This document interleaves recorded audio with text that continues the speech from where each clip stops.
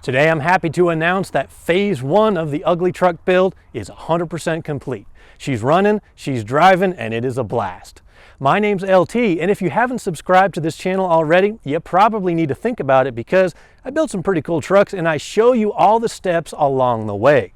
Today, I'm going to give a look back at UglyTruck and how we made the transformation from an ugly, high-mile, worn-out work truck into something that looks, well, maybe just a little bit better.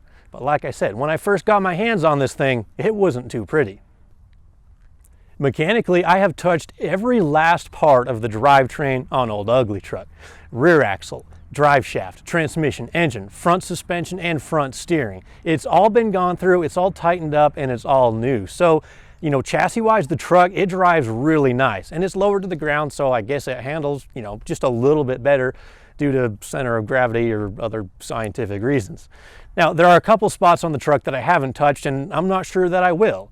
You know, the interior is exactly how I got it, and it's kind of in fair condition for having as many miles on it as the truck does. And the paintwork, well, I kind of am digging the faded clear coat and the dents just because, well, it goes to the theme. It's an ugly truck. But the question that you probably have, and I'm about to answer, is, well, what's it like to drive an 8.1 powered Silverado half-ton? Because as you know, they never built them this way from the factory.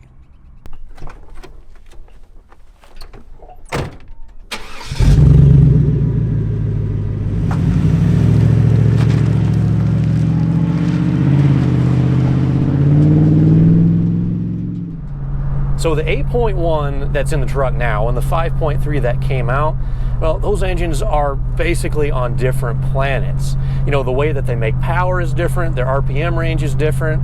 You know, the 5.3, that's a smaller engine, smaller displacement, and it makes pretty good horsepower, but it makes it in a higher RPM range. The 8.1 makes a little bit more horsepower, but it makes it a lot lower in the RPM range. And torque, it's got gobs and gobs of torque, but again, it's much lower in the RPM range. And that just makes for a completely different driving experience. Where with the 5.3, if you want to pass somebody, you've just got to flat foot it, you know, let it downshift, and then you'll get moving real quick. But with the 8.1, it may downshift, but your RPMs are going to be a whole lot lower.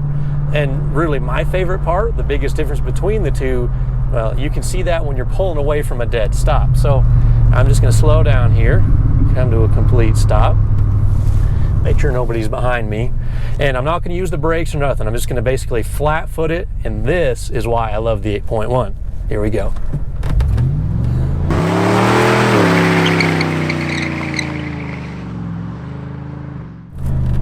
Spun all the way through second gear just about. It's a whole lot of fun. Now I'll give you this, the tires that are on the back of this truck, they're kind of wore out, they're kind of crappy. So I'm not going to say this is like the most powerful thing in the world, but I'll put it this way, that 5.3 would never do that. Now, one of the biggest questions that people ask about the 430s is it too much of a gear to daily drive? And that kind of depends on preference a little bit. It depends on your setup. But for me, with this truck, this transmission, I don't think so.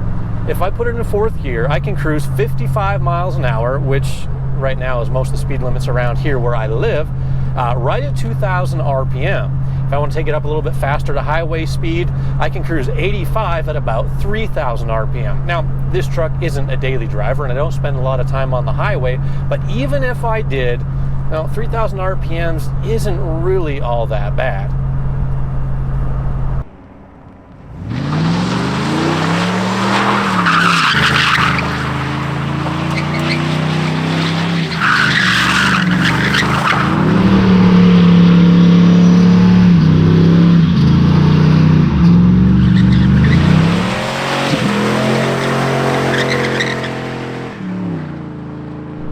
So I had my first major problem with UglyTruck, and it's almost left us stranded on the side of the road, and it's on the back tires. I can't figure out why for the life of me. This thing is wearing out tires like crazy, and I heard this knocking noise, and it turns out all it is, this little string in the tire just kind of came off. So all we gotta do, chop that bad boy off, we'll get back on the road.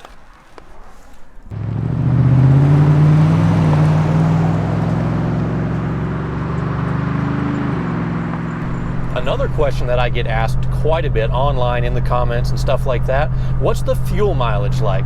Well, I'm not going to sit here and tell you it's amazing, but it's honestly not quite as bad as I would have thought. See, I had an old C10 a long time ago with a 472 Caddy V8 under the hood, and that was a little bit smaller engine. This is a 496 cubic inch engine, and I actually think this one with 430s gets better fuel mileage. I haven't actually filled it up and calculated it. I really don't drive the truck enough to do that, but if I had to estimate based on just how frequently I fill it up, I'm probably doing 14 to 15 miles to the gallon. Now this truck, excuse me, is a lot lighter than a 2500 HD or a 3500, so it's got that working for it. It's got a smaller transmission and a smaller rear end. So yeah, somewhere around 14 to 15 miles to the gallon is conservatively what I think this truck will knock down.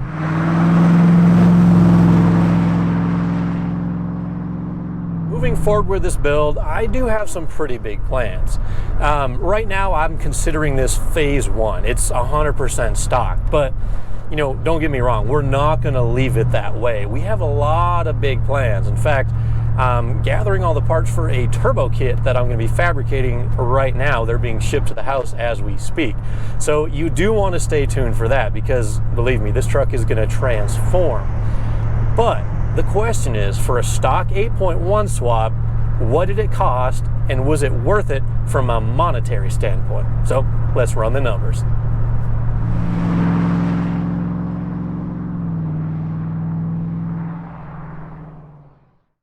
Well, first of all, you got to realize that building trucks is not, it doesn't make financial sense at all, because it's just a hobby and it's a good way to have fun.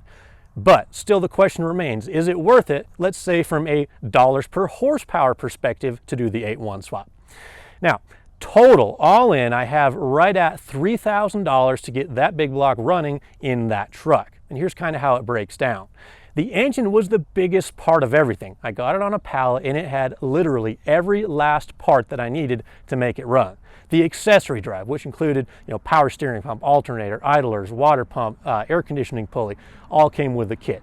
It came with a complete wiring harness that had everything that I needed.